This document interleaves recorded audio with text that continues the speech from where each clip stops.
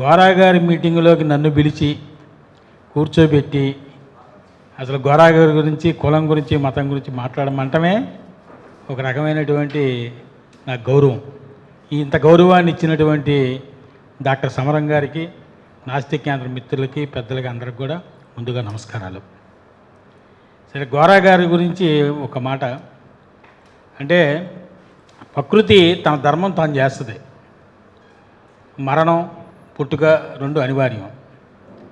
చాలామంది పుడుతుంటారు, చాలామంది మరణిస్తుంటారు.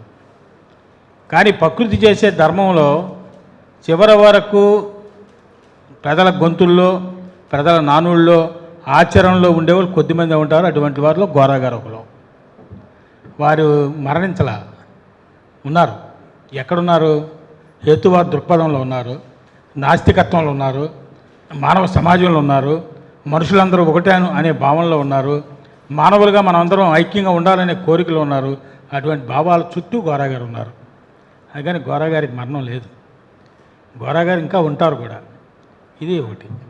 రెండు, ప్రతి మనిషి అంటే సంపద ఎక్కడ సృష్టించబడుద్ది? ప్రకృతిని సృష్టించబడుద్ది. ఎవరో చెప్పినట్టు 10 రూపాయలు పెడితే తెల్లారిసరికి 20 రూపాయలు అవ్వదు. నేను బస్సులో పడుకొని సంపద సృష్టించాను, నేను రైల్లో కూర్చొని సంపద సృష్టించాను అంటే అవన్నీ తప్పు. సంపద ఎక్కడ సృష్టించబడుద్ది? ప్రకృతిని సృష్టించబడుద్ది. అది ఊరికినే సృష్టించబడుద్దా? ప్రకృతి తనంత తానిస్తుందా? ఇవ్వదు. దానికి మానవ శ్రమ తోడైతే సంపద వస్తుంది. ప్రకృతి, శ్రమ రెండు కలిస్తే సంపద. గొడవ ఏంటి అసలు? గొడవ ఏంటంటే శ్రమ చేసేవాడు, సంపద సృష్టించేవాడికి తన వాటా తనకు రావట్లా.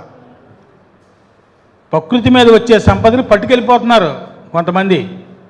అందుకని మా సంపద మాకు కావాలి, మా శ్రమ మాకు కావాలనుకుని మనిషి కోరుకున్న రోజునే మతం, కులం పుట్టాయి. సంపద కోసం జరిగే యుద్ధంలో, సంపద కోసం జరిగే పోరాటంలో నా శ్రమకు తగిన ఫలితం కావాలి అని కోరుకున్నప్పుడే గణాచారులు వచ్చారు, మతం వాళ్ళు వచ్చారు, జ్యోతిష్కులు వచ్చారు, దోపిడీ ఎలా చేయాలో చెప్పేవాళ్ళు వచ్చారు, దోపిడీ ఎంత నిరాఘటంగా సాగిపోవాలో చెప్పేవాళ్ళు వచ్చారు, పాపం పుణ్యం చెప్పేవాళ్ళు వచ్చారు. పోయిన జన్మలో ఆయన పాపం చేసి పుణ్యం చేసుకున్నాడు కానీ గొప్పవాడిగా పుట్టాడు, ఈ జన్మలో కూడా నువ్వు వాడి కాళ్ళ కింద బతికితే వచ్చే జన్మలో గొప్పవాడిగా పుడతావు అని చెప్పేవాళ్ళు వచ్చారు. అంటే దోపిడీ రూపం ఇవాళకి కూడా భావజాల రంగంలో ఈ దోపిడీ కొనసాగుతుంది. ఇది మీరు ఎన్ని చెప్పినా మన పాఠ్య పుస్తకాల్లో ఉంటుంది. నేను చెప్పింది మనం చదివే పుస్తకాల్లో ఉంటుంది, మనం చూసే సినిమాల్లో ఉంటుంది, మనం రాసే నవలల్లో ఉంటుంది, మనం చెప్పే కవితల్లో ఉంటుంది. ఏ భావం? నేను చెప్పేటువంటి వైఫైలాగా మన చుట్టూ దోపిడీ భావం చాలామందిలో ఉంది. ఇవాళ చాలామంది చెప్తున్నారు ఆధునిక ఫ్యాక్టరీలు వచ్చేస్తున్నాయి, ఆధునిక దేవాలయాలు వచ్చేస్తున్నాయి, చాలా కట్టేస్తున్నాం, చాలామంది ఉద్యోగాలు వచ్చేస్తాయి అని. మనిషి ఎంత ఉద్యోగాలు వచ్చేసినా, ఎంత కట్టినా ఆకలి తీర్చడం కోసం చాలా ప్రయోగాలు చేస్తున్నారు. అన్న క్యాంటీన్లు పెడుతున్నారు, ఇంకోటి పెడుతున్నారు, ఇంకా ఇస్తున్నారు, ఇంకా రాయితీలు ఇస్తున్నారు, పెన్షన్లు ఇస్తున్నారు. ఆయన ఇవ్వద్దని కాదు, ఆయన పెట్టొద్దని కాదు నా ఉద్దేశం. మనిషి తన సంపదలో తన వాటా అడగకుండా ఉండటం కోసం చాలా పైరువీలు చేస్తున్నారు. ఈ పైరువీలు అంటాను నేను. మనిషిని పక్కదారి పట్టించి ఆలోచనల్ని పాడు చేయటం కోసం చాలా చేస్తున్నారు. ఆలోచనలు పాడు చేయటం కోసమే ఇవన్నీ వచ్చాయి. అన్నిటికన్నా ముఖ్యమైన విషయం, మనం ఏదో కేంద్రంలో ప్రభుత్వాన్ని, రాష్ట్రంలో ప్రభుత్వం అనుకుంటాం.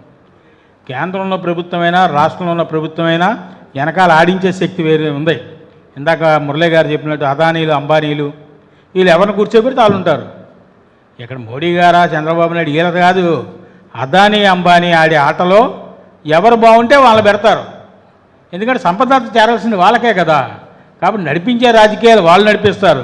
చాలామంది ఏమనుకుంటున్నారంటే మోడీ ఉండబట్టి మతం పెరుగుతుంది, మోడీ ఉండబట్టి పెరుగుతుంది, మోడీ పోతే పోద్ది. మోడీ పోతే ఏం పోదు, మోడీ పోతే ఏమి హేతువాదం రాదు, మోడీ పోతే దొంగ భావాలు ఏమి పోవు. మోడీ పోతే ఇంకోటి వస్తారు. కానీ భావజాల రంగంలో కులం మీద, మతం మీద కాక్రోచ్ ఫైట్ జరిగినట్టు ఫైట్ జరగాలి, యుద్ధం జరగాలి.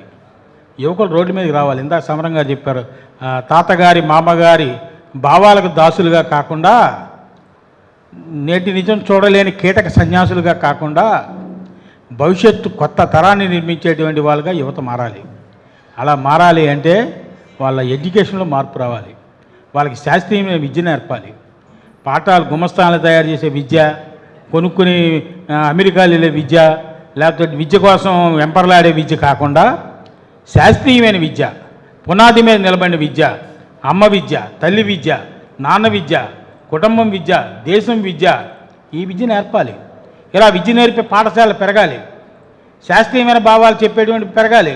ఇప్పుడు జాషువా గారి పద్యాలన్నీ కూడా మీరు చదివితే గబ్బిలంలో చెప్తాడు కదా, పేదవాడు విన్నవించుకుంటాడు శివుడికి, గబ్బిలానికి, అమ్మ నువ్వు దగ్గరికి ఉంటావు కాబట్టి మా బాధలని నువ్వు చెప్పని. అట్లా పెరదోసి ఎవరు ఏం చెప్పినా ఆయన అయితే అసలు జాషువా గారు అంటరానితనం మీద అసలు ఇది పద్యం చాలామంది చెప్తారు, బాగ్గాయ పొడిచింది అని. పొడిచింది ఇవాళకి ఇళ్ళకి అద్దెకి వెళితే ఏ కులం మీద అడిగే వాళ్ళు ఉన్నారు, ఇప్పటికి ఉన్నారు. మా కృష్ణాంకలో ఏమిట్లు అంటారు క్లాస్గా, ఏ కులం అనరు, ఏమిట్లు అడిగి చెప్తే కానీ నాకు ఇల్లు ఇవ్వడం. అంటే ఇటువంటి దశలో స్వాతంత్రం వచ్చిన ఇన్నేళ్ళ తర్వాత కూడా మానవ సమాజం ఇంత అభివృద్ధి అవుతున్న క్రమంలో కూడా, ర్యాకెట్ యుగంలోకి మనిషి వెళుతున్న సమయంలో కూడా మన వస్త్రాల్లోనూ, మన ఆలోచనల్లోనూ, మన భావాల్లోనూ, మన ఆహారంలోనూ ఆడు ఎంత పెత్తనం చేసినా మార్పు వస్తున్న కాలంలో ఇప్పటికీ కులం మతం రెండు పెనవేసుకుపోతున్నాయి. ఇప్పుడు ఇంతకుముందు లేదు, ఇంతకుముందు ఎవరన్నా కోలాటాలు డప్పులు వాయిస్తే ఎవరో కొంత పేద కుటుంబాల నుంచి అట్లించింది. ఇవాళ నేను వస్తుండే చూసా, అమ్మవారికి సారీ ఇవ్వటం కోసం మొత్తం ఒక పెద్ద ఉన్నత స్థాయి కలిగిన ఆడవాళ్ళంతా కోలాటం వేసుకుంటూ ఒక 600 మంది ఊరేగింపుకి వెళ్తున్నారు కృష్ణలంక వీధుల్లో. ఎవర్రా బాబీలు అన్నాం అంటే అంతా ఆఫీసర్ల భార్యలు, పోలీసు వారి భార్యలు, వాళ్ళకి పర్మిషన్ అవసరంలా. మేము ఏదైనా ఆకలి కోసం రోడ్డు మీద 4 వచ్చాయా మున్సిపల్ కార్మికులకి జీతాలు ఇవ్వండి అంటే మాత్రం 36 పర్మిషన్లు కావాలి. ఇది దేశం, ఈ దేశం ఉంది, అది ఈ స్థితిలో ఉంది ఈ దేశం. చదువుకున్న వాళ్ళకి పట్టింది, చదువు లేని వాళ్ళకి పట్టింది. దేవుడు మనల్ని ఉద్ధరిస్తాడు, లేదంటే దెయ్యం వచ్చి మనల్ని పట్టుకుంటుంది. దేవుడు ఉద్ధరిస్తాడు కాబట్టి ఆ దైవత్వం హిందూ మతంలో ఉంది కాబట్టి మనకు అన్ని ప్రపంచం అంతా ఒకే మతం, ఒకే హిందూ మతం ఉండాలా. ఈ మతానికి ఏ మతమైనా పాలక వర్గాలు ఏ మతంతో అండగా ఉంటే ఆ మతం పెరుగుద్ది. క్రైస్తవం బ్రిటిష్ వాడు వచ్చిన కాలంలో ఎందుకని అది అభివృద్ధి చెందింది? పేదలంతా క్రైస్తవంలోకి ఎందుకు వెళ్ళారు? ఒకటే కారణం, ఒకటేమో అధికారం ఉన్నటువంటి వర్గం క్రైస్తవం, ఎందుకంటే బ్రిటిష్ వాడు క్రైస్తవం కాదు, బ్రిటిష్ వాడు ఉన్నాడు. 2 వాళ్ళు సేవా దృక్పథం కలిగినట్టు మతం. 3 వాళ్ళు ఏంటంటే ఆ విద్య మీద ఎక్కువ శ్రద్ధ పెట్టి చదివించే మతం. కాబట్టి పేదవాళ్ళందరూ కూడా క్రైస్తవ మతంలో చేరారు ఆ రోజున. అదే హిందూ మతంలో ఉంటే పుట్టిన కానీ సచ్చేదాకా డబ్బులు కట్టాలి, పన్ను కట్టాలి, తండ్రి తద్దినానికి కట్టాలి, తాత చచ్చిపోయినప్పుడు కట్టాలి, పెళ్ళికి కట్టాలి, డబ్బులు లేనటువంటి ఏది ఉండదు హిందూ మతంలో. క్రైస్తవ మతంలో అనుకోండి శుభ్రంగా నేను నా కష్టం ఏదో మిగులుతుంది, నా మనశ్శాంతి కోసం ఏదో అలు లేయ అంటాను అయిపోద్ది. అందుకని పేదవాడు తన యొక్క ఆనందాన్ని పొందడం కోసం ఉద్దేశించబడిందే మతం. ఆ ఉద్దేశం, ఆ ఆనందం ఎక్కడ పొందితే అక్కడ ఆ మతం దగ్గర చేరతాడు. ఈవేళ వెళ్ళిపోయిన వాళ్ళందరూ వెనక్కి రండి మళ్ళీ మన మతంలోకి, మన మతం మారిపోయింది అని చెప్పడం అంతా అబద్ధం, తప్పు. మనల్ని మరో విధంగా దోచుకోవడం చేసేటువంటి ఒక పెద్ద ప్రయత్నం. అందుకని ఈ ప్రయత్నాల్ని ఎదుర్కోవలసిన బాధ్యత యువత మీద ఉంది. నాకేం మాటలు ఎక్కువ రావు, ఇంతకు మించి కూడా నేను ఎక్కువే మాట్లాడను. కాబట్టి రేపు జాషువా గారి గురించి చెప్తున్నా. సెప్టెంబర్ 21 నుంచి 28 వరకు మేము కొన్ని కార్యక్రమాలు చేస్తాం. జాషువా సాంస్కృతిక వేదిక పెట్టి 8 ఏళ్ళు అవుతుంది. మా లక్ష్యం ఏంటంటే కులం లేని, మతం లేని భావజాలాన్ని నిర్మించడం మా లక్ష్యం. భావజాల రంగంలో సాంస్కృతిక వేదిక, జాషువా సాంస్కృతిక వేదిక ఈవేళ పెద్ద పాత్ర నిర్వహిస్తుంది. అది దీని యొక్క సబ్స్క్రిప్షన్స్ దాదాపు లక్షలు దాటి ఉన్నాయి. ఎందుకని చెప్తున్నానంటే నేను ఓ మంచి పనికి ఆదరణ చాలా ఉంటుంది. ఓ మంచి పని మీ మంచి పని అనుకుంటున్నాం. గురజాడ గారిది రేపు 21వ తేదీ ఉంది. ఆయన చెప్పాడు కదా, మతములన్నీ మాసిపోవును, జ్ఞానం ఒక్కటి మిగిలిపోవును. ఇంతకన్నా ఎవరు చెప్తారండి? స్వాతంత్రం రాకముందే చెప్పాడు ఆయన, మతములన్నీ మార్చిపోవును, జ్ఞానం ఒక్కటి మిగిలిపోవును. ఈ దారిని నడిచారు. అలాగే గోరా గారు కూడా చాలా చెప్పారు, అన్నీ పోతాయి, మనం అందరం ఒకటిగా ఉండాలి. ఇవాళ మా ప్రజా పేపర్లో కూడా వచ్చింది గోరా గారు చెప్పిన మాట, నాకు గుర్తులేదు, చెప్పలేకపోతున్నాను. అందుకని సంస్కర్తలందరూ కూడా మతం వద్దన్నారు, కులం వద్దన్నారు. కాబట్టి సెప్టెంబర్ 21వ తేదీ మిమ్మల్ని అందరం ఆహ్వానిస్తున్నాం. జాషువా గురజాడ చైతన్య యాత్ర అనే పేరుతో ఒక మోటార్ సైకిల్ ర్యాలీ పెడుతున్నాం.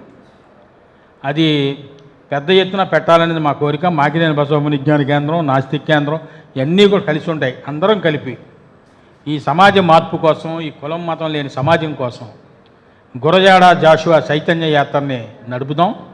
దానికి ఇంకా చాలామందిని కలవలసి ఉంది, అందరిని కలుపుకోవాల్సి ఉంది. ఆ ప్రయత్నం మేము చేస్తాం.